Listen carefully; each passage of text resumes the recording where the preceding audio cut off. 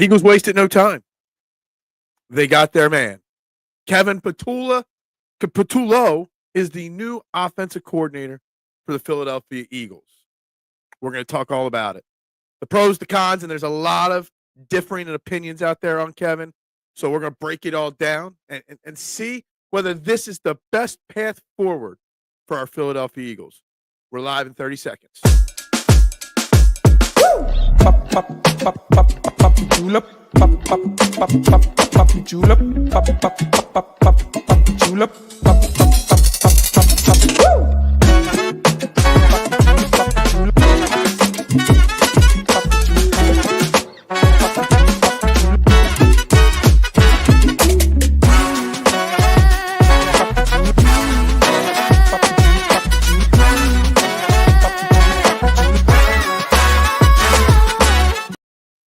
And a very good morning, everybody. Welcome one, welcome all to Trending in the AM right here on the STT Sports Network.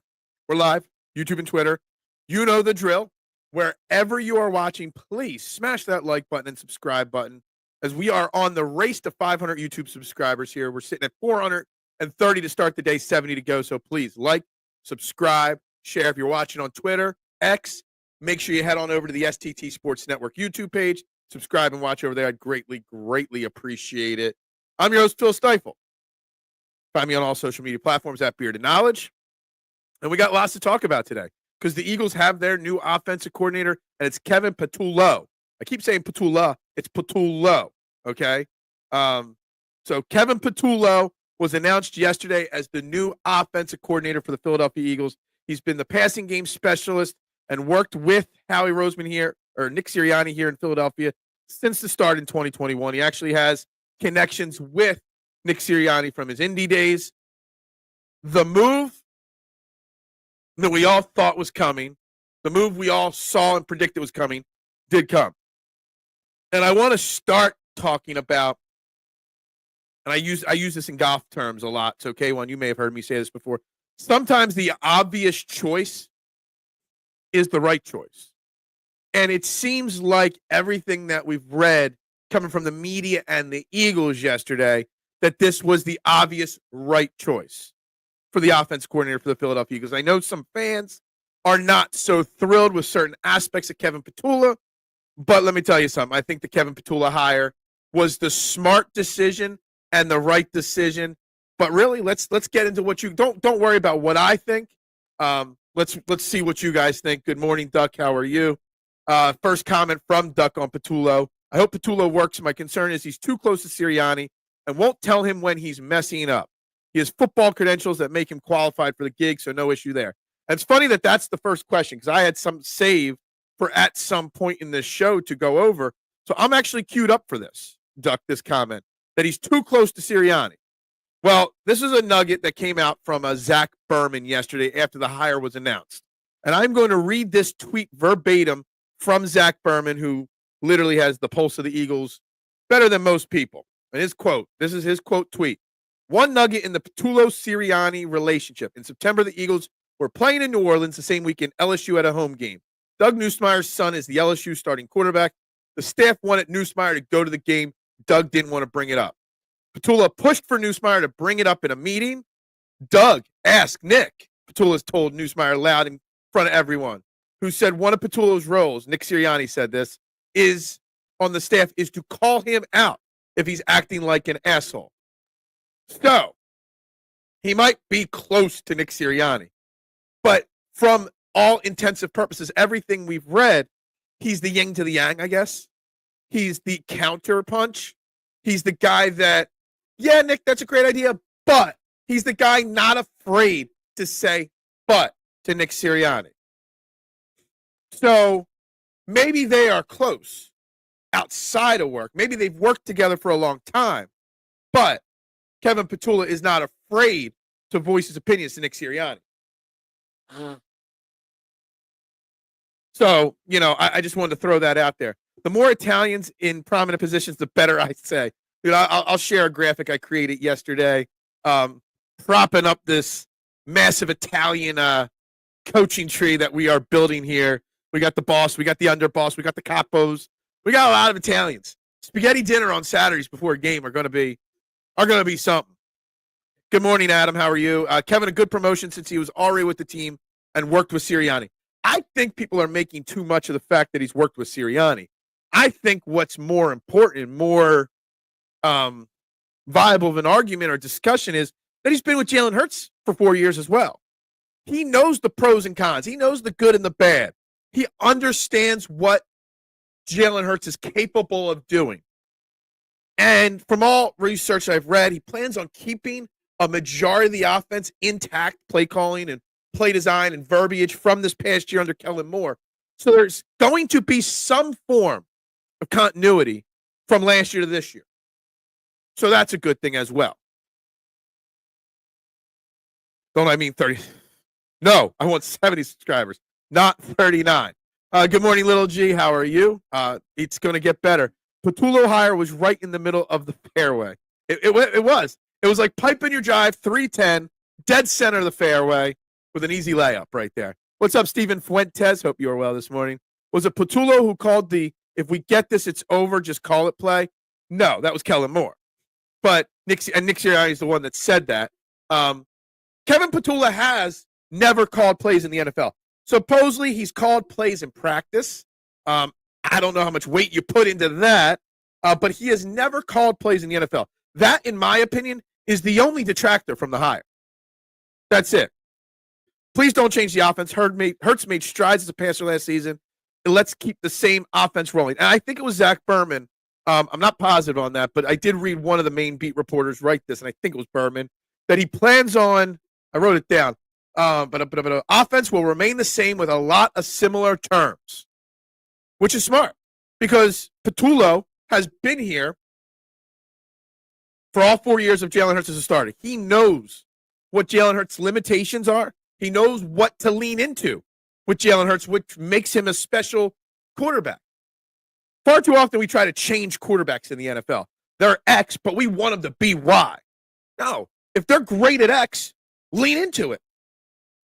And Patullo knows better than anybody else than bringing in Frank Reich or signing a quarterback coach from another team or going to the college ranks. Patullo knows better than anybody else what that X is that makes Jalen Hurts special. And he's going to continue. Why change it? Why would we make it any different? And Patullo seems, from all reports, to understand that, and he's going to lean into that. Patullo was the passing game coordinator, though, so he sent the launch codes. Maybe he did send the launch codes. Maybe Marshawn. And he probably had some aspect of designing that play. You know what I mean? Like, he probably had something to do with it. So I am 98.97% on board with, let's just say I'm 100% on board with the hiring of Patullo as the offensive coordinator. He's been the wartime. If I only had a wartime consigliere. Yeah, basically like that. What X is great, Phil? I don't know. You know what I'm talking about. It's too early in the show for you to try to be tricking me and messing with me. Look, Kevin Patullo, a lot of the criticism of Kevin Patullo as the hire, well, there's a few different areas to look at, but one of them is because people are scared because of the Brian Johnson hire or promotion failure the year before. Let me tell you something. Brian Johnson was in the NFL as an assistant coach for 2 years before becoming the offensive coordinator of the Philadelphia Eagles. Kevin Patullo has been in the NFL as as a coach, as an assistant coach, as an offensive assistant, as a wide receivers coach, all these positions since 2007. He's got close to 20 years in the NFL as a coach and spent time in college as well. So while he's only 43 years old, he's got 18 years of coaching experience already.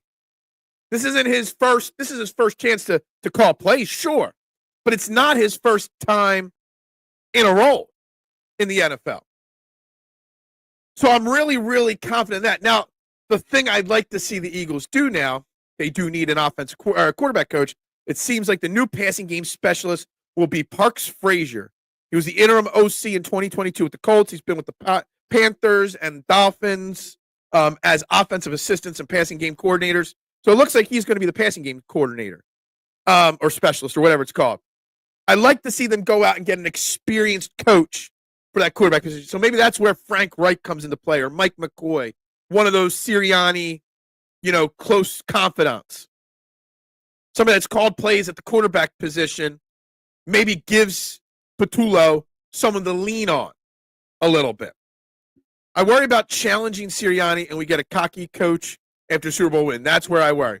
See, the thing is, it's already, I said, I'll say it again, Zach Berman put out a tweet yesterday about how Nick Sirianni has given him the job in the past to call him out when he's being an asshole. Nick Sirianni, he was not afraid to call out when Doug Nussmeier wanted a day off to go see his son play when they were in New Orleans. So, Kevin Patullo is in a position and has built up a reputation in that locker room where he's the one that's allowed to question Nick Sirianni.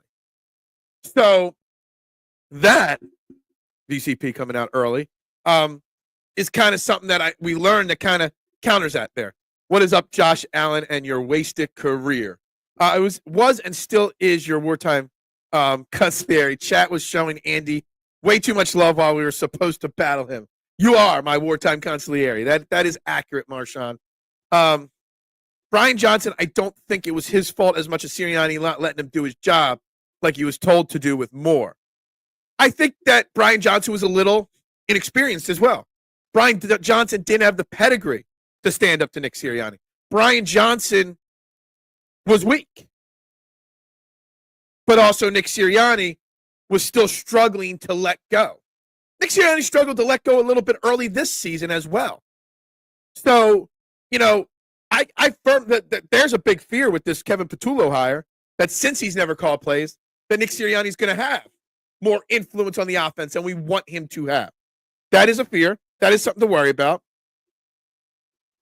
Random thought, I'd love to start grooming a young defensive mind under Vic Fangio for down the road. I hope they're already doing this. It's not a random thought. It's something I've thought about a lot. I know he was a defensive coordinator once a while ago, but Clint Hurt, the defensive line coach, he's still fairly young. Maybe there's a way they can find a way to hold on to him long term. Christian Parker's already, is it Christian Parker? Is that his name? The defensive backs coach? I had it written down here. Christian Parker, he interviewed but didn't get the job in New Orleans. So maybe he's a guy they start grooming for the future. But somebody that gets and feels and believes the same philosophies and way of doing business as Vic Fangio is something that's important. What's Vic Fangio got? 2-3 more years? He's pushing 65 now. I mean, it's almost retirement time for him. We'll see. So I'm sure they're already thinking. They got to be thinking the same thing, Deebs, for Kevin Patullo. Because as long as this Eagles offense is still winning games and still putting up points and still reaching deep runs into the playoffs every year, our offense coordinator, we are not going to get that 5-year offensive coordinator here under Nick Sirianni. We're just not. So they got to be planning for the next offensive coordinator. Who's the next guy? Is that going to be Parks Frazier? Is Patullo and Sirianni going to groom Parks Frazier? So there's that. You think Kevin will want to be a head coach job after what? I don't know. I think he probably will need more than 1 year. But if we go out and win the Super Bowl again and our offense is elite, then yeah, I'm sure he'll be a candidate. So that's the thing. He has been around for 15, 18 years, coaching multiple offensive positions and assistant jobs, and hasn't had the opportunity to be an OC yet. So at 43 doesn't sound old to me and you. But in NFL terms, offensive coordinators get those first opportunities at 35, 36 if they've been around since day one of their if they didn't play football, then go into it. So that's something right there. All right, we gained one more subscriber. We're up to 431. How about that? Keep that number going up. Like, share, subscribe, guys. Free to do. Sirianni, Big Dom, Fangio, Patullo. I like these guys. They're good fellas. They are. Here, let's see if I can share this right away for you guys. I didn't realize that me doing this was going to blow up the way it did. Because let me tell you something. The notifications have had to be turned off because I've gotten one too many notifications on like, comments, and shares. This is what I went about doing. Yesterday, after the announcement was official, I went out there and created this little graphic here. Let's do this. Let's blow it up. Trying to find the best way to blow that up. I guess that's the best you could do with that. But that is the graphic I created. The little mafia tree right there. Okay. Let me tell you something. The amount of people that picked up on this and shared it. I'm glad I put my logo in it because it's also been stolen by half a dozen accounts for their own pages as well. This was kind of going off of Sopranos season 1 when they're having the dinner for Junior Soprano taking over as the family, and the FBI guys are taking pictures and changing the pictures on the board. That was kind of the inspiration for this picture. But we've got some good fellas in this organization for sure now. They're friends of ours. They're good fellas, you know? Absolutely. I only hope that Patullo keeps challenging Hurts to grow. More under center, more rollouts, even more motion. Hurts could do it. He just needs to stay out of his comfort zone. Hey, I was watching a video, totally off topic, about the only way you can grow as a human being is to get out of your comfort zone. This is one of the things that makes me grow as a human being, doing this show. Because talking is not my comfort zone. I'm a very introverted, shy guy. I do this to make me a better person. Phil is trying to make Patullo. I can't. I don't know where it started, but I can't.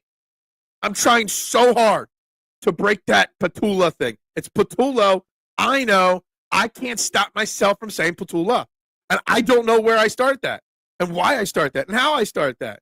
God, I don't know what to do. Feel bad for me, Phil. Last night I fell victim to the bottle. I'm not sure if that's a good or a bad thing. Those Eagles hats with the red, white, and green will sell like hotcakes in the Christmas trunk. Oh, my God. Is 43 a boomer? I don't know. It's younger than me still. We want 30 concurrent. Yeah, we do. We always do. We got 17 concurrent right now. We only hit 30 a few times. Phil kind of sharing screens. I know how to share screens. Who do you think I am? Do you think this is my first day on the job? I know how to share screens. Big Dom is Sirianni's firewall. I got him as the consigliere, the underboss, the protection. That's what I got him as. And then your coordinators as your capos. Capo de Jareen. Capo de, you know what I'm saying. I'm 43. I'm not a boomer. 43 is fringe. Xer, early millennial, or, yeah, something like that. I don't know. I don't know the age ranges for all those things. I'm wiping a tear from my eye. Yeah, exactly. You need some red string to go on that murder. I know. I had very limited. I came up with the idea, and I knew if I didn't come up with the idea and get it posted first, someone else would come up with the idea. So I did this very, very fast. Very, very fast, Duck. I came up with the idea, made it, and posted it within 2 minutes. It's not even all lined up, and the C in consigliere isn't even the right logo or color as everything else. So, yeah, it was not my best work. But I got it out before anybody else did. And a lot of places were stealing it and taking it over. Oh, we gained another one. We're up to 432. Look at that. 2 new subscribers in one show. How about them apples? What's up with that? How many elite games did Jalen give us this year? I know 2 for sure. Championship game and Super Bowl. Jalen only needs to give us the gotta have it games, not worried if he underperforms against Dallas. Yeah, it all comes down to the playoffs. It comes up with having the big games and the big moments. I don't want to say he didn't have elite games during the regular season. He had some really good games, maybe not elite games. But all that matters is winning and then having those elite games when it matters most in the playoffs. I don't expect the Eagles' offense and their philosophies to change one bit going into next year. They still will have Saquon, A.J. Brown, and Devontae Smith. They are going to be a run team and focus in on their 2 elite wide receivers. They're going to lean in on their offensive line and do what they do. It's just what it is. So they're not going to change that philosophy because Patullo is now the one calling the plays. Do I know the Bartman? What? You like it? You like it. I like it. I think it's great. Steichen was the most creative play caller Hurts has had. Hope the new guy is as good. What's up, Keith? How are you? Hope you're well. Make sure you hit that like and subscribe button. Brian Johnson failed for a lot of reasons. Brian Johnson was under Shane Steichen. But Kevin Patullo has now worked under Shane Steichen and Kellen Moore, two current head coaches. So he's got a little bit of a lesson, so to speak, from all of them. He's learned from multiple guys, plus all the time in KC, Buffalo, and elsewhere that he's worked. I have full faith in Kevin Patullo will not, I don't know if he'll make the offense any better than it was, but at least to not skip a beat. Another big thing about Patullo is it seems like the players are excited for the Patullo hiring. I mean, within a second of the Eagles releasing the announcement, Lane Johnson was right away there, happy, excited, pumped that Kevin got the promotion. When Lane Johnson approves, then we should approve, right? Isn't Lane Johnson, when one of the biggest leaders on the team approves, isn't that the most important thing? I know the Bartman. I know the Urkel too. Yeah, we know all of that, right? Yeah, exactly. Tiger Blood winning. Is this 09? What? I'm gonna miss all them curl routes. No, all the curl routes are gonna stay because he's going to continue to run the playbook. He is. Not enough Seinfeld references in this show. Most Seinfeld references get missed, you know? I don't know. I give Seinfeld references on a daily basis. I don't think people pick up on them. We're all rooting for laundry. What? Now that reference goes over my head. Saints broke, terrible roster. I don't care about the Saints. Honestly, the Saints are dead to me at this point. All right, we don't need that picture up there on the screen anymore. The Saints, I could care less about the Saints. Really. Hurts was pretty elite in the Steelers game and put them down for the rest of the season. Yeah, he was really good actually in the Green Bay game in Brazil. In week 1, he had a really strong game there. Look, Hurts was not going to put up elite statistics when Saquon Barkley is rushing for 2,000 plus yards. I think people just need to understand that is the way it goes. That if your running back's going to put up 2,000 yards, you're not going to throw for 4,000 yards. Plain and simple. Hurts did what he does. And here's something that I want to discuss about this Kevin Patullo hire. Is a lot of people are responding to me on Twitter saying, well, we didn't interview a lot of guys. We don't know who they interviewed and didn't interview. The Eagles have always been very quiet on some of these interview searches and stuff like that. They don't reveal their hand to the public as much as other cities do and other teams do. So the question is, Howie and Jeffrey were the ones that were supposed to make the decision. The rumor was that they were going to be the ones doing the interviews. Now, obviously, they had to interview other people because of the Rooney Rule. Obviously, they discussed this at length, and they came to a conclusion on Kevin Patullo before any other rumors started. Now, here's the thing. How much did Nick Sirianni play a factor in this? Did they want him to have his guy? And does that show confidence in Nick Sirianni even more? We're now 20 concurrent viewers, TMZ, just so you know. The second thing is, Jalen Hurts didn't gush about the hiring, but he also didn't discount it. He kind of was like, I'm going to do my job and whatever, you know? He wasn't like, it was just typical Jalen Hurts. So the question is, how much influence did Nick Sirianni and Jalen Hurts have in the decision of making Kevin Patullo the offense coordinator and not going outside the box? Because I think that they probably had a lot more influence than people realize. Maybe they didn't do the interviews, but they had the influence. Unfortunately, Steichen may be stuck with his swinging in the wind. Maybe. I don't know. It's not great there. Yeah, I dropped the Brazil for you, you know. I got to bring back the old school stuff occasionally. It really did. It make you tear up me saying Brazil. Exactly. Yeah, I mean, Steichen might be available as an offensive coordinator in a few years. I'm curious if they re-signed Gainwell. Yeah, Gainwell's good as gone, unfortunately. I know that breaks your heart, K1. I would mind him on the Bills. You would mind it, or you wouldn't mind it. Milton finally get paid. Milton will get paid. And that's the other news yesterday, the salary cap increasing. I thought I wrote down the number. I guess I did. Like $20-some million, more than they expected. The salary cap is booming in the NFL, just making it even easier for the Eagles and Howie Roseman to retain some of their players. waste career. They won't because he has played enough to get the vet minimum. You can get a decent running back in 4 to 5 rounds. Yeah, look, Gainwell's good as God. It doesn't even matter. He's good as God. Same is true as for Gannon. Yeah, absolutely. But Gannon probably was a little underqualified to get a head coach job anyway, in my opinion. Bills need one, a running back? Yeah, good. Step by step is okay. It's step by step that was a show. We used to watch that show in my household growing up. Guys, you're watching Trending in the AM. There's now close to 25 people watching on YouTube right now. Please hit that like button. Please hit that subscribe button. And drop your thoughts. 25 people, only about 10 of you are commenting. So if you've got an opinion on Kevin Patullo being the new offensive coordinator of the Philadelphia Eagles, drop it in the comments. Whatever your opinion is, I will address it. I will. Because everybody's opinion matters here on Trending in the AM. But again, to think that Nick Sirianni and Jalen Hurts didn't have some say in this hiring was kind of crazy, in my opinion.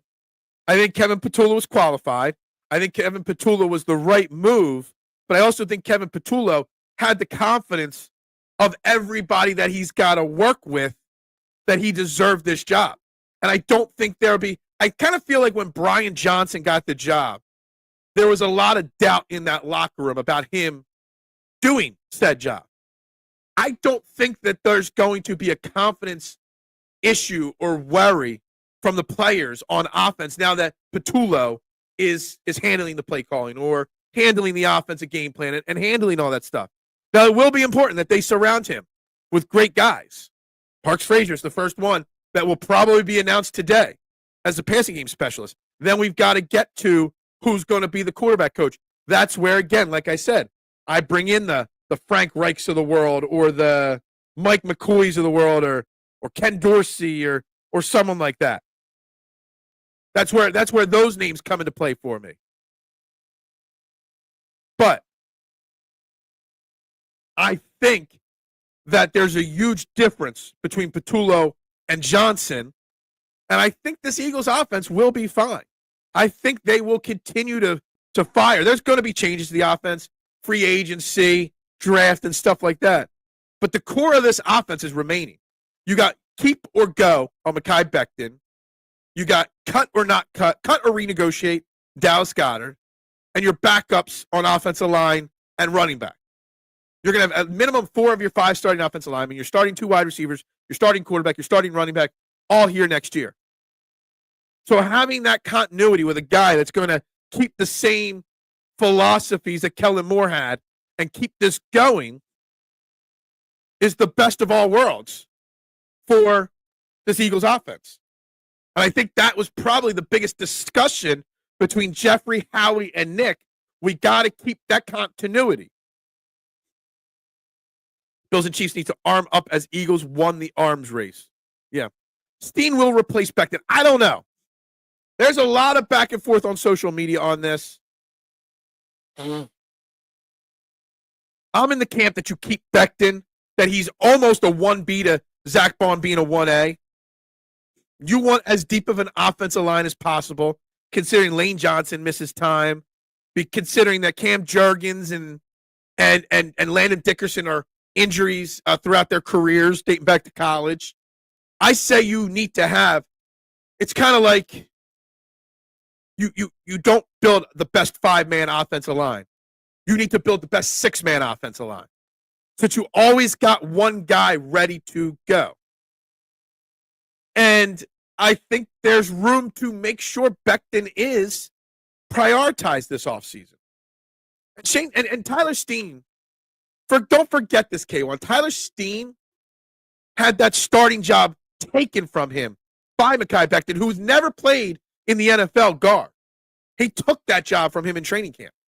Now, Steen and Becton were hurt, but they both battled through those injuries. Just saying. Steen's a nice player. He's a great number 6 offensive lineman. Am I confident that he could start? Sort of, but I'd rather keep the continuity there on the offensive line. Is there a worry about if he does well, he is gone at the end of the year? There will always be that worry. Big Al. That Kevin Patullo, if we go back to the Super Bowl next year, Kevin Patullo is going to be on short lists for interviews. Absolutely. Now, is it too early in his coaching career? Maybe. Maybe we get a max of 2 years out of Kevin Patullo if he's successful. But there's always going to be a worry that the elite offensive teams, their coaches are going to get poached for head coaching opportunities. Their assistant coaches. I mean, we've already lost Doug Nussmeier and blah, blah, blah, blah, blah, blah, and who? Doug Nussmeier and Jamel. Oh no, Jamel Singleton didn't get the job. We've already lost one assistant. So it's always going to be a problem when you're good at your job. Somebody's handing Becton a big old bag.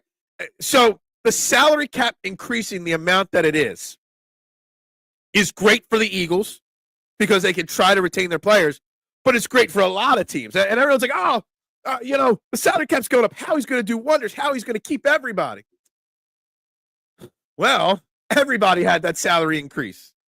So I think people forget that. Now, Becton is going to have the opportunity to get a big bag. And I would not be upset if he took more money to go elsewhere because that's just what you do. The more money you take, the better. Get yourself paid when you can get yourself paid. Plain and simple. But what I kind of... How do I say this? I don't think people take hometown discounts or discounts to stay, but I kind of feel like Becton, because nobody wanted him, maybe is willing to sacrifice a few dollars to stay in Philly, to stay with Jeff Stoutland. Like, if his market is 3 years 50, would he take 3 years and 45 to stay in Philly? I'm just making up random numbers to kind of make the point there. A $5 million difference over 3 years. Would he take that? I don't know. Only Mekhi Becton and his agent know that, and his family. But I think there's a scenario in my mind where with the salary cap increase that they're able to keep Bond and Becton. And I think it's a lot more important than you realize to keep Becton. Phil, can I get your take on what comments? WGR host comment yesterday on if Eagles are better. I don't know what WGR host is. Sorry. Most of our O-line can play multiple positions. Steen can play either guard positions and has taken center snaps in camp. Yeah. So Steen's that guy that you need as the number 6 guy. So he can bounce around. So he can do a little bit of everything. Very, very important. Much more important than you realize. Would you rather re-sign Bond, Sweat, Williams, or Becton? Can't afford more than one. I think you can afford 2. And if I'm signing 2, K1, it's Bond and Becton. Williams, if I prioritize them, it'd be Bond, Becton, Milton Williams, Josh Sweat in that order. And I think it's very close, Bond and Becton. This Eagles team has thrived with picking up scrap pieces for linebacker. It's not saying I want Zach Bond to go, but I have faith that Vic Fangio can find a guy and groom him just like he did Bond. Because let's remember, Bond was an afterthought. I don't blame anyone for taking a job to get the bag. Neither do I. I've never had an issue, even when LeBron took the bag and went to Miami. Whatever. That's what free agency is in sports. That's your opportunity to make you don't get a choice in the draft. You get an opportunity to make a choice of your decision when you're going in free agency. And when you get one opportunity to lay it all on the line, one shot, you got to take it. You take your bag. I never blame him. I would like to see him stay. Rest in peace, Mike Lang. Go get in the fast lane, Grandma. The bingo game is ready to roll. I'm sorry. Pardon me for off the top of my head not knowing that one. If we run this back, Patullo, it's Patullo, not Patullo. See, that's why everyone keeps spelling it with an A when it's really an O. We'll get offers, better teams than what Moore just took over, and he will also poach. Exactly. Developing this coaching staff has got to be a key proponent of this offseason. Finding out ways to make this work long term. I would sign Bond and Williams and then Becton in that order. I think the Eagles have done an excellent job at growing the defensive line candidates. Becton was here ready to go when they let go of Javon Hargrave. Now you got Moro Ojomo ready to go if you let go of Milton Williams. If you let go of Bond, you got nobody. Becton, you've got Steen, but I'm not sure Steen is really ready or not. I'm not sure. We don't have someone who can replace that skill set that Bond has with Dean out. I think the Bond situation is a near lock that he returns, mainly because of if Nakobe Dean didn't get hurt, I think there'd be a discussion that Zach Bond was replaceable. But with Nakobe Dean, with that patella injury, that could change his career trajectory, period. So it's very important that you keep Zach Bond for that reason. Because otherwise, you're going into the season with Trot Jr., maybe Zach Bond or Nakobe Dean, and then whoever else, Oren Burks, and that's it. So the Nakobe Dean injury definitely changed a lot there. The host said Eagles roster is not that much better. Most times Chiefs win that, but the Eagles had their best game and Chiefs had their worst. The Eagles roster is phenomenal. The Eagles roster is built to perfection with each piece complementing each piece perfectly. You got your leaders. You got your other guys that listen to their leaders. Yes, the Eagles played their best game and the Chiefs played their worst. But it's a great roster. And whoever that guy is, whatever. Nakobe's injury kind of makes signing Bond essential. It does. Do you agree, K1, that if Nakobe Dean didn't get hurt, that maybe Zach Bond, we as fans would want him to return, but Howie might not prioritize it? Because I kind of feel like that's the case. It's not a Patullo. It's Kevin Patullo. Okay, gotcha. We're just mixing it all up. Mike Long is longtime Penguins announcer. Was classic. Best him. Beat him like a rented mule. Is that where the rented mule line came from originally? Whatchamacallit? Jim Ross used to use. Good old JR used to use that line all the time. I did see that a Penguins announcer passed away. Didn't know his name. Sorry. Oh, when is the Get Excited Sixers second half of the season preview show happening? Asking for a friend. There ain't no getting excited about the Sixers. There ain't no getting excited. Their first game back is tonight against the Celtics. Who, it's funny. They keep telling us, the Sixers, that they still got a chance. They're still going to win. But they're making moves that tell you they're tanking. No offense to Grimes, Butler, Edwards, Lonnie Walker now. But these are moves that bad teams make for future things. To learn to hope one of them's a gem in the a diamond in the rough. They're telling us one thing, but they're doing a completely other thing. And we're not that dumb. We realize it, Daryl Morey, what you're doing. Yes, Burks is a free agent too. He absolutely is. Okay? But again, he's probably going to get, he played well in his 2.5 games filling in for Nakobe Dean. He's probably going to get he made $2.5 million on a 1-year deal this past year, I think it was. I think it was $2.5 million. He's going to get more than a 1-year, $2.5 million deal. He's played in back-to-back Super Bowls. He played well in this most recent Super Bowl. Oren Burks is going to get paid. Now, if you can't say Zach Bond wants 3 years, $50 million, and Howie won't go that high, you might be able to get Oren Burks for 2 years, $10 or $11 million.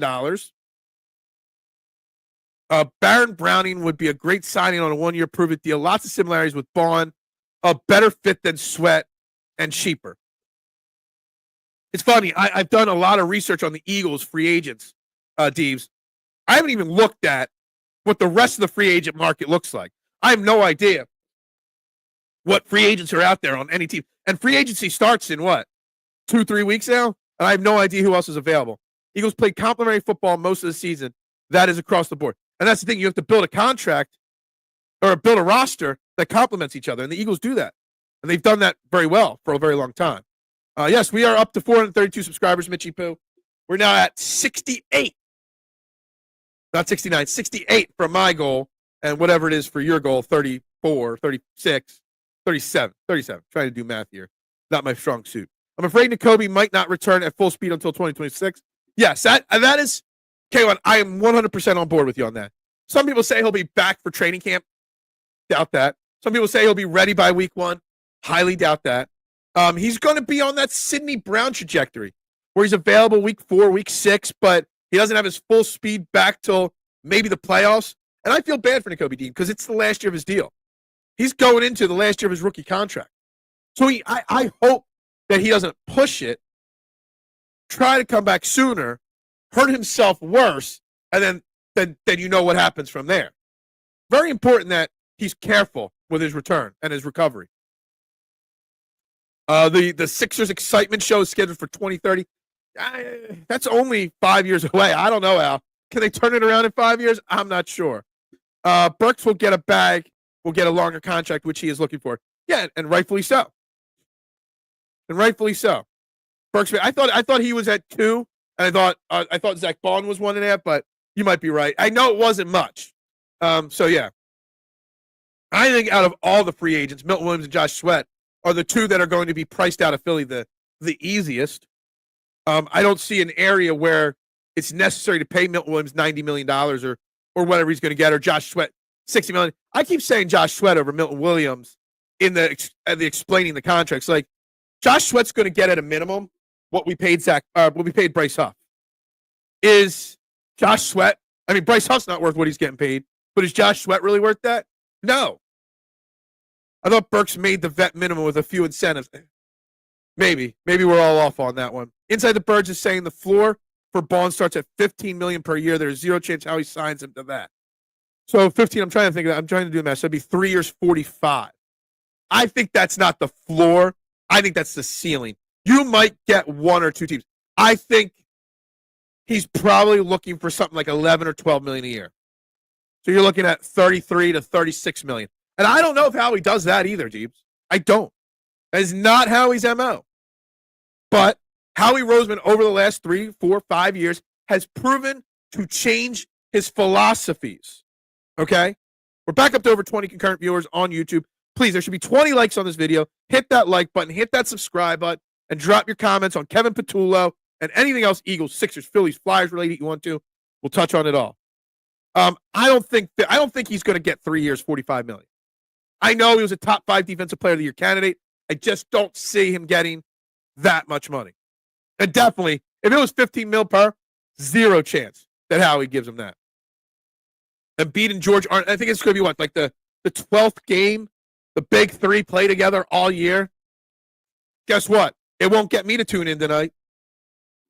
And Nakobe's rookie deal ends. Yeah, it's a heartbreaker because I'm a huge Nakobe Dean fan. Was a big fan of his in college. I like the undersized guys that exceed expectations.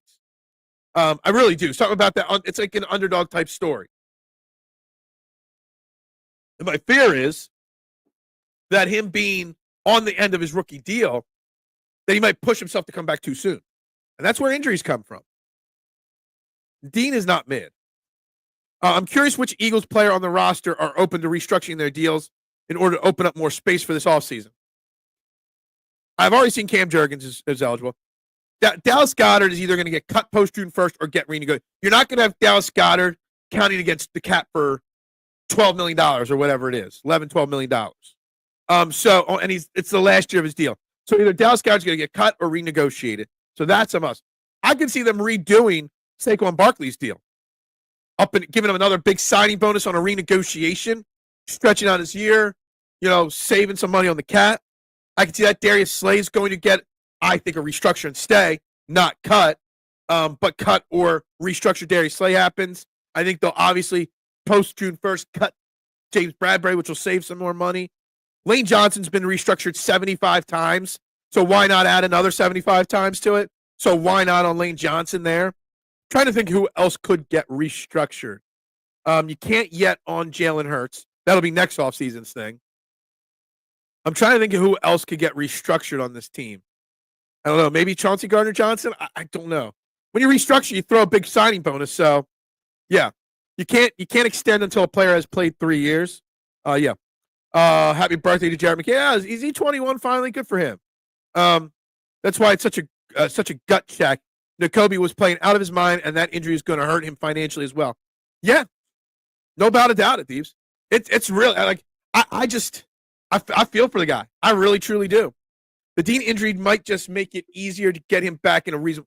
Yeah, you might get that actual ability to keep him cheaply because of that. I get that. In predict Bond gets done. Yeah, I mean, I hope so. Really sucks for. Yeah, it's a damn shame. Jacoby was mid. His interception against Jacksonville was one of the. Yeah, absolutely. That's just TMZ just not knowing. Milton is young. He will get paid maybe twice if he continues up. He has the most upside. So here's my question. He's got the pedigree and the height, Milton Williams. We lost Javon Hargrave to San Francisco on a 5-year, $90 million deal. But Hargrave was a proven commodity. Milton Williams is a proving commodity, a growing commodity. What's the market for Milton Williams? I kind of keep feeling that we're going to be outpriced on Milton Williams, but is this contract, is his value really going to be that top end? I don't know.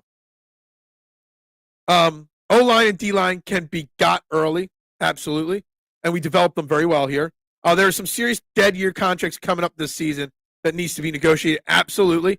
And I have faith in Howie to get it done. Stop trying to stir random crap up. Off topic, not going to lie, has made me smile a little bit. Seeing the daunting Charlotte Hornets took down LeBron and Doncic last night. Honestly, I didn't even know basketball was back last night. Oops, I thought tonight was the first day back for the NBA.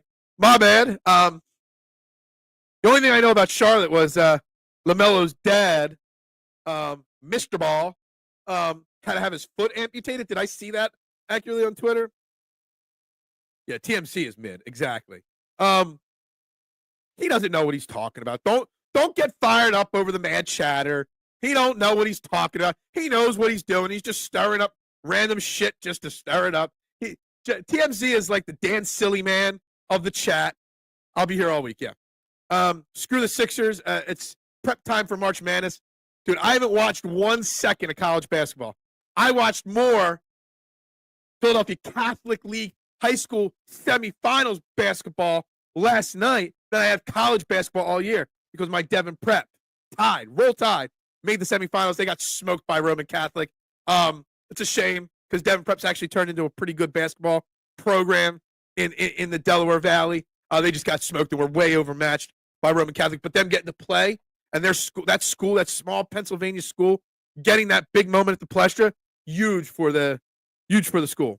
Get a drink, whatever. Happy, yeah, whatever. Lane will get Bobby Bonilla. Yeah, he'll get Bobby Bonita.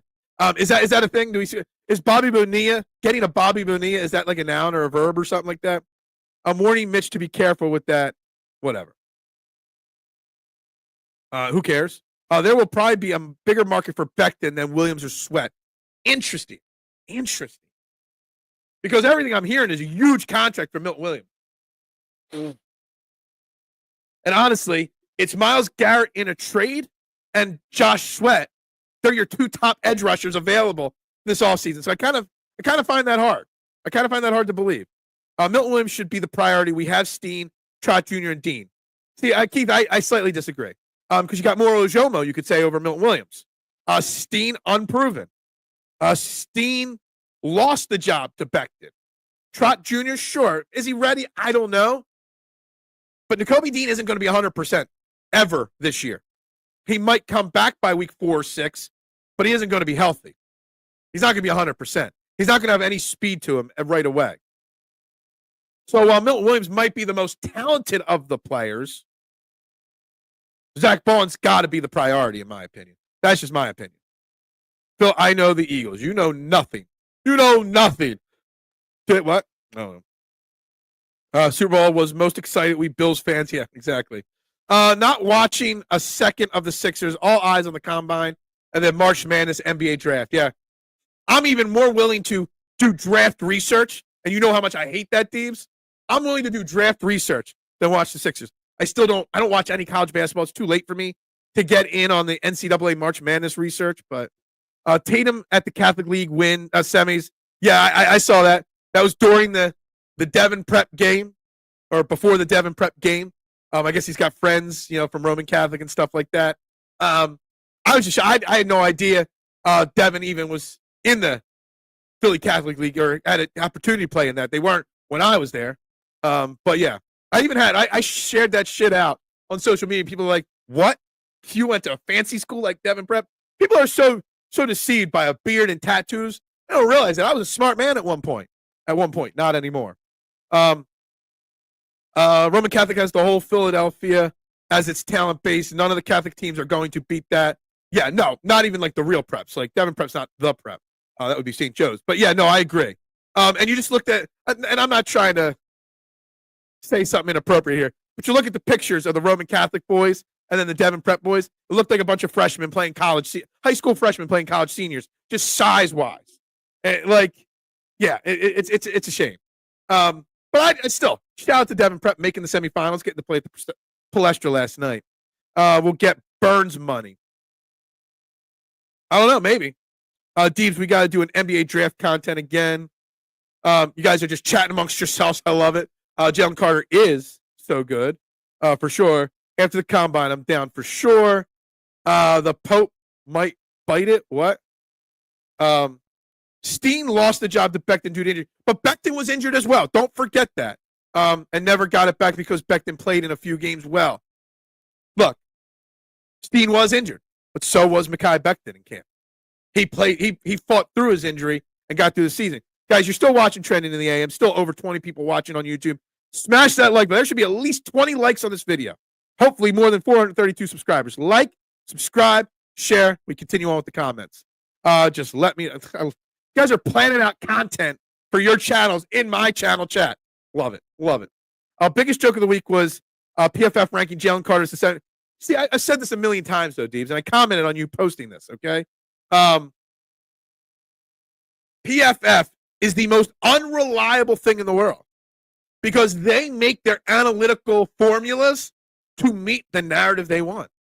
And then if it doesn't, they say, hold on, before we post that, let's change the formula so it does meet the narrative. You can't trust a thing PFF says ever. PFF is one of the worst things there is out there. It is. It just is. Draft research equals watching Deeb's Twitter. Yeah, basically.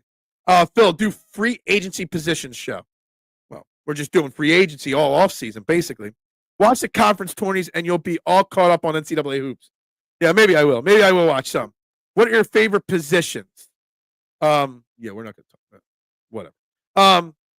That's in the same league as Chris Sims, Epic. Yeah, exactly. Exactly. PFF is just what PFF is. Milton Williams had a great season, but he also benefited from playing next to Jalen Carter. How does Williams? Absolutely agree with this. Great point, mister. And I think you could say that about every free agent on the defense. Josh Sweat, Zach Bond. They all had great seasons benefiting. Let's just remember, they were the number one defense in the NFL, number two scoring defense in the NFL, number one pass defense in the NFL. We only had, in 2022, almost the we 70 sacks, whatever it was, second all-time, first all-time, whatever it was. Because Bradbury and Slay that year were playing all-pro level. Well, Milton Williams in the defensive front played at an elite level because you had Quinion Mitchell and Cooper DeJean and Darius Slay playing at all-pro levels.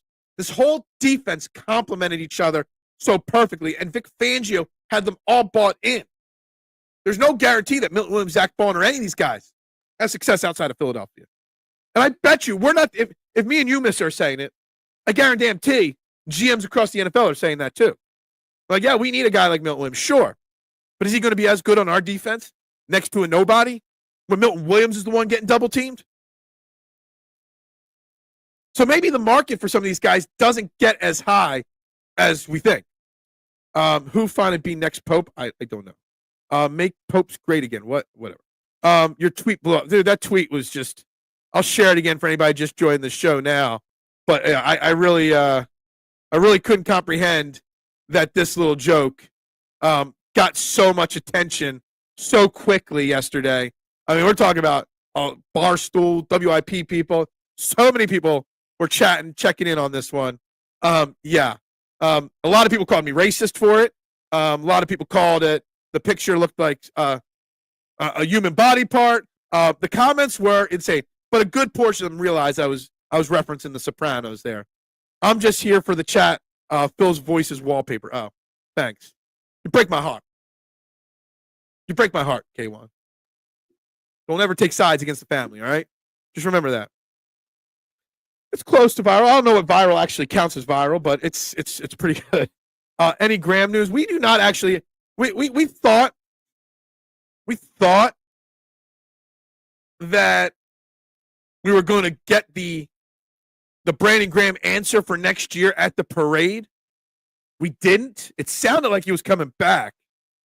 I don't know what the deal.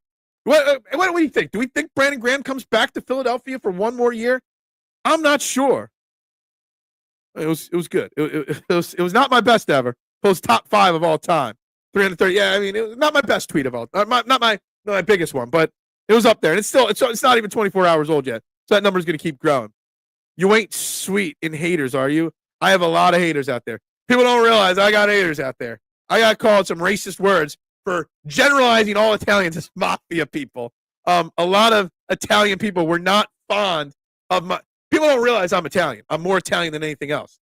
Okay, I don't have an Italian last name, but I'm 50% Italian, and that's the most of my heritage right there. So, I'm basically making fun of myself. Yeah.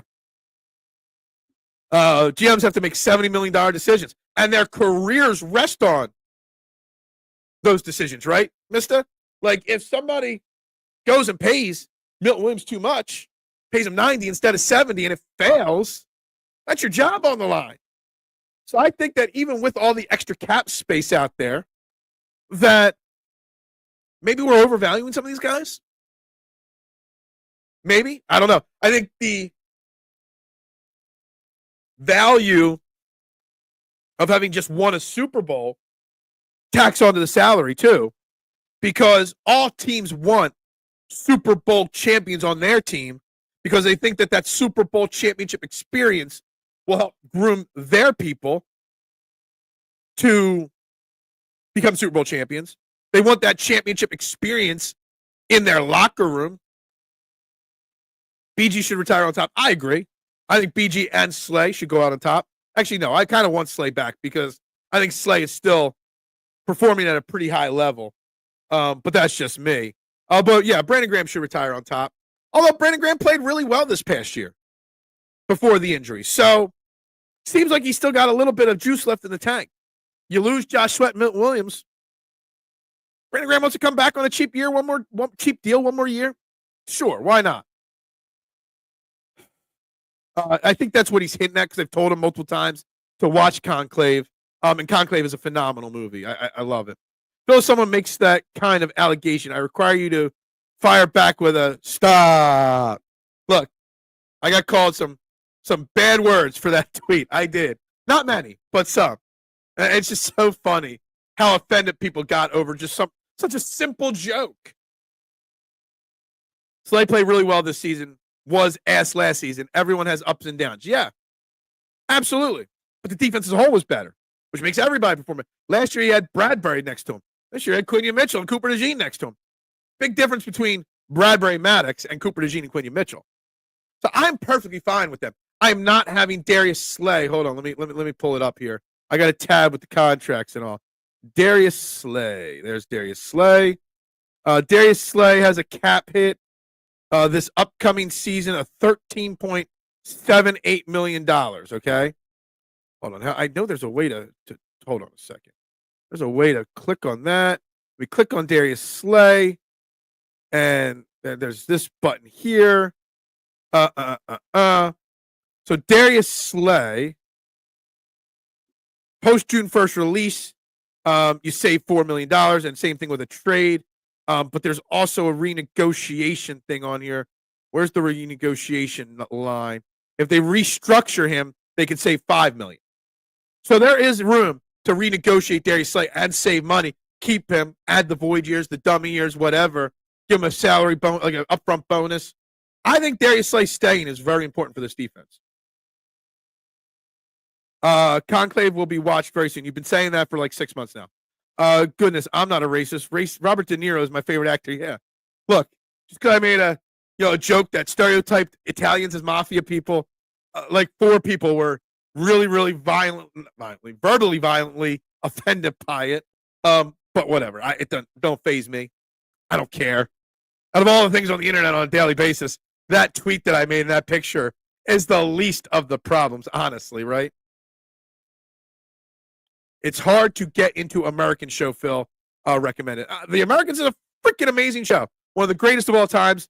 And if you don't get into it, then you don't understand what quality, entertaining television and a story is all about. Because they're telling a story.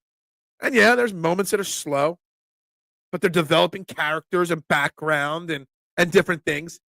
The Americans is, without a shadow of a doubt, K1, one of the greatest shows ever made in television. Yeah, tell those two nods. I'm going to have Furio go pay them a visit, okay? That's what I'm going to do. Although he'll then want to hook up with their wives and stuff like that.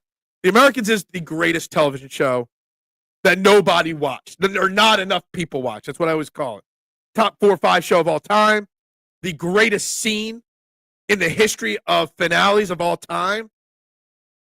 There's one other episode. I forget what season it was in. It was like the slowest, most boring episode. But when you really think back on it, it was an amazing scene and an amazing episode. But you got to really digest it. Slay takes half a dozen plays off a game and is 34 years old. Just eat the dead cap hit and move on. Well, if you cut him post June 1st, you save money and it gets split up over the next 2 years. That's why it's important. So what would you rather have, K1, as outside cornerback number 2? Okay, you got 3 options. Keep Darius Slay and have Keely Ringo coming in when he takes plays off and misses a game. That's option 1. Okay. Option 2, you cut him post June 1st and you put Keely Ringo as the all the time starter out there, which we don't know. It's an unknown. Or option 3, you put Cooper DeJean out there after cutting him, and then you got to find a slot corner. I'm sticking with option 1. Slay with Keely backing him up, getting one more year of experience before we turn the reins over to him. That's my decision. If I had the call, that's what I would do. Let's see if I can get him to do it in Italian. Anyone else second that? What? He didn't fall for the foreign language curse. No, I did not. I didn't. I can say statazit. Is Game of Thrones too violent or not? Look, I don't. I never got into Game of Thrones. There's a tons of corners in the draft. There is. Here's the question, though, K1. Are they really going to invest in corner? A high value draft picking corner again? Let's remember, they top 2 corner picks last year, corners, okay? The year before that, they used mid-round picks on Ringo and Ricks, who haven't really panned out yet. Plus, they brought in Isaiah Rodgers and they made a trade for him or brought him in, whatever. They also got the guy Seen from Georgia on their roster now as well. They've invested a lot already in cornerbacks. And that doesn't even count 4 years ago, the investment in Zach McPherson that didn't work out. They've invested a lot in corner. They've got to get some return on that investment. But in the meantime, keeping Darius Slay around as that insurance policy for one more year of teaching, I think it kind of, we don't know if he can or can't play. That's the thing. We're trying, see, here's the thing. When we're making decisions this offseason, we got to understand, we always got to have the big picture in mind, but we also are on the cusp, and we have the opportunity to do what is rarely done, win back-to-back Super Bowls. So do you want to go into this? How many do we know or don't know if X player can play or not? Do we want to go in with Trot Jr.? Do we want to go in with Ringo? Do we want to go in with Steen? All these maybes to start the year. Maybe one maybe, but we don't want 2, 3, 4 maybes to start the year, right? So you got to find a way to keep some of the known entities so that the unknown either gets to develop more or B, we don't have too many unknown entities. American recommendation. I love the Americans. It's the greatest. I think Ricks, Ringo, Rodgers, and the Georgia guy they brought in. Rodgers is a free agent as well. Restricted free agent, so we'll have first opportunity to sign him. But Isaiah Rodgers is also a free agent. So if you're going to keep Rodgers and go with kind of how we went Becton and Steen battling it out in camp for right guard, if you want to go with Rodgers, Ringo battling it out in camp, okay. But if you don't keep Rodgers, I kind of feel like you got to keep Slay. They should be able to cover the corner, the CD2 or CB3. We'll see. We need to bring back Bond because Junior isn't ready. See, and that's the thing. We say Junior's not ready, but also we also had the comments from Vic Fangio when Jacoby Dean went down that he thought he was going to turn over the reins, not to Burks, but to Trot. And then Burks just played so well they couldn't put Trot in. And he even said afterwards, he's like, I wanted to play Trot, but Burks just played so great. So maybe Trot's closer to being ready than we realized. I don't know. Started watching Game of Thrones when I was deployed in Afghanistan. Someone had it saved on their computer. Okay. Didn't have much else to watch. Thank you again for your service. Phil Rumsfield here. I'm what I am. No UFL signings lately. Who cares? Don't know anything about that. Rodgers and Bond will be back with the Eagles. Slay is gone. That is Rick's prediction. Look, as long as we're keeping Zach Bond, everything else is money to me, Rick. It's all kosher to me. For sure. You just, and if you're going to keep Rodgers, then you can move on from Slay. For sure. Ringo has blazing speed. I don't understand why Ringo hasn't gotten more opportunities. So we're re-signing Rodgers too. Rodgers got to be a conversation. You can't lose Rodgers and Slay, in my opinion. With a ring, does that make Slay a guaranteed Hall of Famer? Well, I don't know about that. Is Slay a Hall of Famer?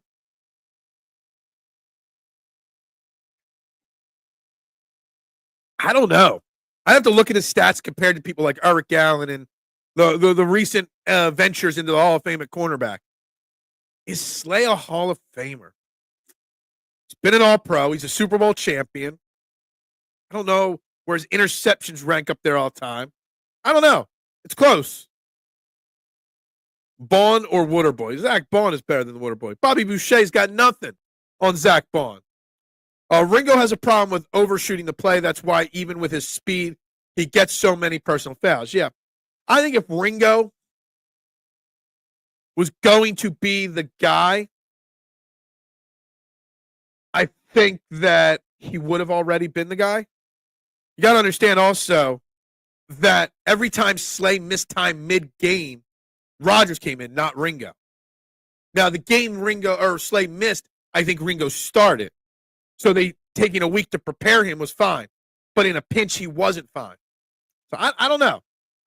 I'm concerned if you're going to turn over the reins to Ringo. Slay not a Hall of Fame. Well, I think we got to go off of Rick, and this is a subject we go on for months on, hours and hours of talk on. What the Hall of Fame should be in all sports versus what it is, two totally different things. I think it's all Hall of Fames are the halls of very good, not the Hall of Greats, okay? So is Slay a Hall of Famer based off of what they assume a Hall of Famer is, not what me and you think a Hall of Famer should be? Yeah, I think Asante Samuel will get in eventually. He's only just recently been eligible, right? Some reason it's hard to get in the Hall of Fame as a cornerback. You know, cornerbacks or linemen are the only ones that get Defensive Player of the Year awards, but they don't get into the Hall of Fame, those cornerbacks, very often or very easily. Phil don't know. I know a lot of things. Slay isn't even close. I just don't know his numbers. I don't know what his numbers were like in Detroit, like interceptions, all pros, all those kind of things. I know what he's been like here in Philly, but he hasn't been in Philly long enough to, on just his Philadelphia success, getting Hall of Fame. So I have to figure out what his Detroit success was like, combine it with the Philadelphia success, et cetera, to really, truly know that. Guys, you're watching Trend in the AM right here on the STT Sports Network. Please like, subscribe, share. There should be at least 20 likes on this video right now. Hopefully we got more than 432 subscribers. Probably not, but it would be greatly appreciated if we like, share, subscribe. We're coming up in the final 10, 15 minutes here. If we took Eric Allen that long to get into the Hall of Fame, then Slay got no shot because Eric Allen's a ton better than Slay. Yeah, I to this day, Rick, feel like there's something that we're missing on the Eric Allen situation. Was there a beef that we didn't know about? Was there, there was something. There was no reason that Eric Allen wasn't in the Hall of Fame 10 years ago. Okay, so there's something weird about the Eric Allen thing. Kind of like Chris Carter didn't get in right away, but we knew he had beefs and personal issues that probably rubbed people the wrong way and kept him from being in the Hall of Fame. There had to be something with Eric Allen that we were missing. Troy Vincent's not in the Hall of Fame either. Wow. Quarterbacks really don't get in the Hall of Fame, do they? I thought Troy Vincent was a Hall of Famer. Nobody likes Philly players like us fans. That's true. Maybe we overvalue our players just a little bit, Rick. Maybe that's part of the situation. But again, on the Darius Slay situation. But look, the cap situation is increasing. It's increasing for everybody. If the Eagles want to run it back and find a way to bring everybody back, just about, they probably can find a way to make it work. We'll see. We'll see what Howie's got up his sleeve. I mean, what is it? 2 weeks, 3 weeks till free agency starts? Do we get any of these guys signed to extensions before? We'll find out. Seth Joyner should definitely be in the Hall of Fame. He had a better career than Urlacher. Numbers don't lie. Honestly, I forget what it was. I think it was when I was trying to research whether this year's defense was greater than the 91 Eagles defense. I was researching. I was going player by player. I was doing a lot of things. I had no idea. I knew Seth Joyner was a great player. I knew he was a borderline Hall of Famer. But that 91 season of his, I had no idea. I didn't remember he finished second in Defensive Player of the Year voting that year. Again, because linebackers don't get credit. I knew Seth Joyner was great. I don't think I remembered. I'm 44, 91. I was 10 years old. I turned 11 at the end of that season. I don't think I really, truly realized how great Seth Joyner really was until I did some extra research. I mean, there's only been 7 centers inducted to the Hall of Fame ever. It's tough for non-skilled players. Yeah, it's crazy. So if there's only been 7 centers, K1, in the Hall of Fame, does that mean Jason Kelce doesn't get in? Just saying. Is Jason Kelce the 8th greatest center of all time in the history of the NFL? Is there a chance that the Eagles great doesn't get in? Interesting. 28 interceptions, 6 Pro Bowls, 5 defensive tackles or touchdowns. So that is Darius Slay's numbers at this point. Eric Allen had 50 interceptions. 28 interceptions doesn't sound like it might be enough for Darius Slay to get in. Oh no, we're getting on a Hall of Fame conversation here, but maybe the Hall of Fame in football is harder to get into than other sports. I've been to the NFL Hall of Fame. It's kind of actually a boring little trek through the thing. Same reason Bond should have been Defensive Player of the Year. He had better season than Kuechly. I talked about that, Rick, on this show. It's just the MVP is the quarterback award. The Defensive Player of the Year award is the person that gets the most sacks or interceptions, and that's it. And it's unfortunate because there's a lot of great players that don't put up huge stats in certain categories. Jalen Carter should have been a top 5, 6 Defensive Player of the Year candidate. His stats don't say it, but the eye test tells you that. Kelce has to wait for Pouncey and Saturday. Well, are Pouncey and Saturday going to get in? If there's only 7 in think about that. The history of the NFL, there's only 7 centers in it. Does Kelce, Pouncey, and Saturday get in? I hope so, for Kelce's sake. Can you imagine the Kelce Hall of Fame speech? Just think about that. That would be something. Of those centers, how many of them only ever played on the offensive side of the ball? I don't know. Because back in the day, they went both ways. That's what she said. So yeah, hopefully Mitchie's here to hear that one. Back in the day, football was a different sport, for sure. Interesting. I definitely don't know enough about the NFL Hall of Fame and the players and the positions in it, honestly, after this conversation. But I didn't realize there was only 7 centers and how much cornerbacks struggle to get it. I had no clue Troy Vincent wasn't in it. I always call the Baseball Hall of Fame the Hall of Very Good. I guess maybe the Hall of Fame in football is a little bit more difficult to get in. Maybe. Maybe I don't realize that. I love how Phil just anticipates Mitchie Poo's reaction. Yeah, I know Mitchie Poo's going to react when I make a "that's what she said" joke. Can't help it. Kelce will probably get in, 1, because he deserves it, 2, because he and his brother. Yeah, that's what's wrong with Hall of Fames in sports, Rick. That the fact that you even have to think that because him and his brother are media darlings, or social media darlings, that helps get them in the Hall of Fame. That right there sums up what the problem with the Hall of Fame and sports is right there. It's ridiculous. Like the clickbait stuff, it just doesn't stop. I saw one guy yesterday, one of the WIP hosts. His topic for his show yesterday was, do you still need to be sold on Howie Roseman, the GM? And this host was saying, yes, you need. He still hasn't done enough to have 100% confidence in him. That's the problem with sports these days. It's if you're a social media darling, if you're a clickbaiter, if you're saying crazy stuff online, you give a crazy Super Bowl speech. That's more important than the actual effort on the field. That's ridiculous. It's the fame part of the Hall of Fame. I guess. Phillies win the World Series in 2025.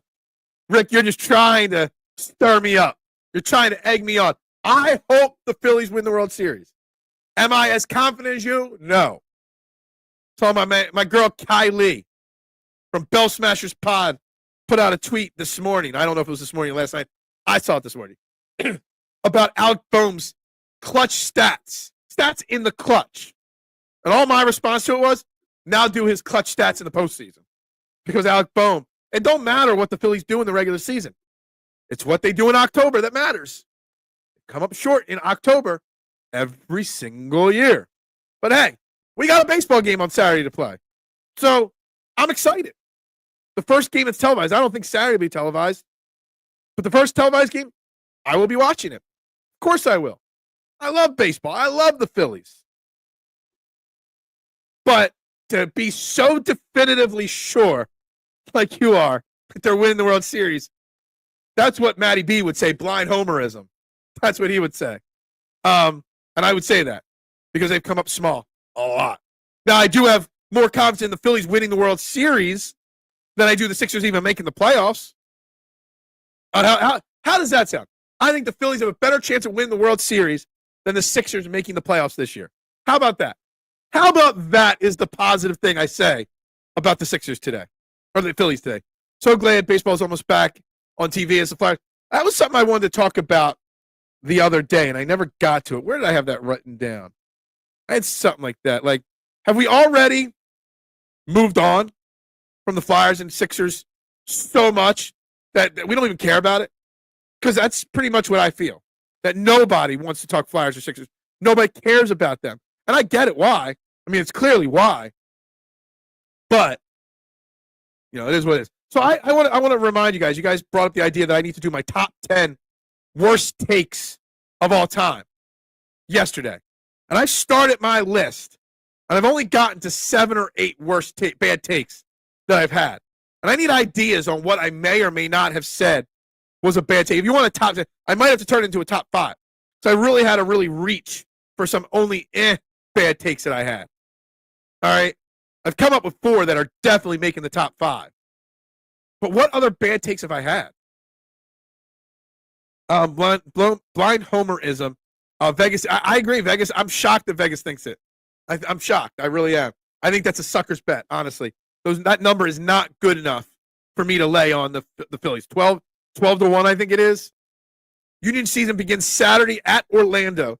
They made some signings, so MLS Cup, here we come. Dupe. Is that how you say it? Dupe.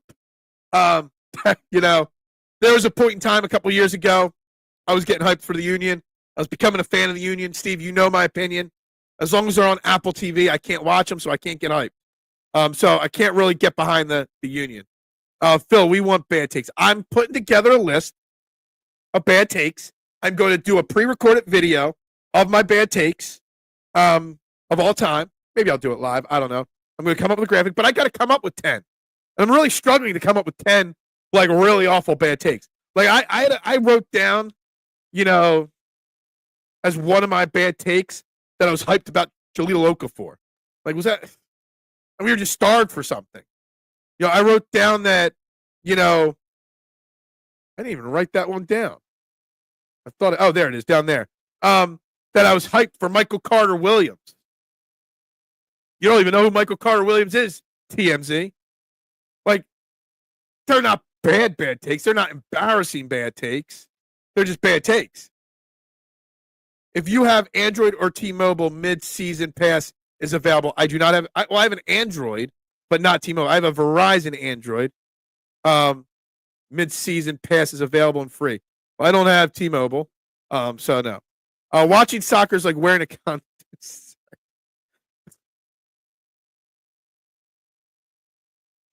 Oh man. You almost got me to say the whole thing too. Who? Exactly. I'm really struggling coming up with 10 awful bad takes. Obviously, my Saquon Barkley take was awful. I had a really bad Charlie Manuel take. My Ben Simmons over Joel Embiid take. I was on Team McNabb, not Team T.O. So that was a bad take. My Carson Wentz take was bad. So I've got some bad ones. But I don't know if I've got 10 god-awful takes to do a whole entire video about. I'm not sure about that yet. I might just do a top 5 worst takes and then do the follow-up 10 top 5 best takes from me of all time. Maybe that's what I do. I don't know. We'll see. I'm going to put this together. I'm going to do a recording about it. We'll see how long it takes. Week and a half to put this together. Got a lot of shit going on in life right now. It's hard to find free time to do anything anymore. It just is. I can't help it. Running out of time on a daily basis is becoming a serious problem for me at this point. But anyway, so Kevin Patullo is the new offense coordinator. We're going to bring this show full circle here. Kevin Patullo is the new offense coordinator of the Eagles. For the most part, most of us are fairly confident in the decision. I know there's questions, but I think the questions are minimal. I think the questions are not that big of a deal. I think the continuity that he brings to this team is what this team needs the most. So Kevin Patullo, being the new guy, Parks Frazier will probably be announced today as a new passing game specialist. Now we got to wait for the quarterback coach to be announced. So that's that going forward. The Sixers play tonight against the Celtics. I will not be watching, but they will be playing tonight against the Celtics. Yes, Devin Pratt made the semifinals of the Catholic League at Palestra last night, getting smoked by Roman Catholic. And free agency's on the horizon. That's what we covered today. So what will we cover tomorrow? I don't know. You got to tune in tomorrow. You got to hit that like button. You got to hit the subscribe button.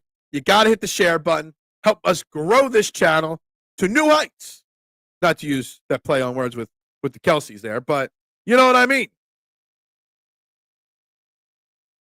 I like the Patullo hire. It's a good move just because the team hire of Brian Johnson didn't work. And we addressed this early in the show, Rick. Brian Johnson had spent 2 years in the NFL before getting the offensive coordinator position. Kevin Patullo has been in the NFL since 2007 as a coach. He's got 15 to 18 years of experience coaching. A lot more experience from Kevin Patullo than Brian Johnson. So, yeah.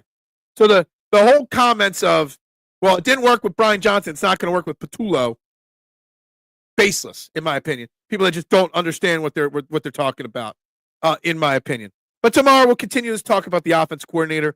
We'll continue talking Eagles. Maybe we'll dabble in Sixers. Maybe we'll dabble in Phillies.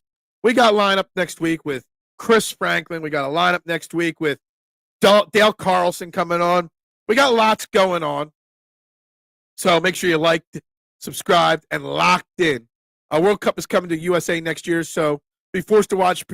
Yeah, I'm not going to be forced to watch it because I don't really watch it. Great show. Thank you very much. I appreciate it. Go Phillies, of course. Of course, it's always go Phillies, right? You know, do I have to, I will continue to say go Birds at the end of the shows, not ring the bell or go Phillies. It will always be a go Birds to end the show. But with that being said, guys, look at this. Closing the book. The book is closed on the day. I hope you all had a good time. I hope you enjoyed the show. I hope you all hit the like button. I hope you all hit the subscribe button and share. I'll be back tomorrow with another episode. Same bat time, same bat place, 8 a.m. right here on the STT Sports Network. I'm Phil Stiefel, guys. Go Birds. Bubbles up.